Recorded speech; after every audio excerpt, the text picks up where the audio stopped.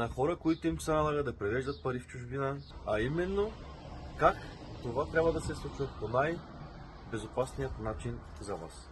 Ето няколко златни правила от мен. Когато изпращате пари зад граница, има няколко основни неща, за които трябва да внимавате.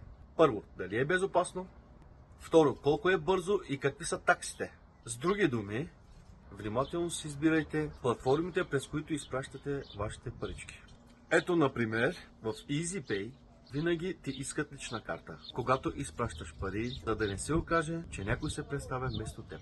Имат си защитна система и следят за измами. Общо взето, няма скрито покрито при тях. При изпращане ви дават и специален код, който е тайна и само вие може да го видите и да гледате какво се случва с изпратените пари. И най-хубавото, таксите са ясни, а курсовете са изгодни. Виждате точно колко изпращате, точно колко ще получи вашият човек зад граница. А парите пристигат просто за няколко минути. Айде, ще ми благодарите следващия път, когато ви се наложи да превеждате парички в чужбина. Ако това видео беше полезно, споделете го с приятел, за да знае как да изпраща пари по-безопасно. Благодаря ви.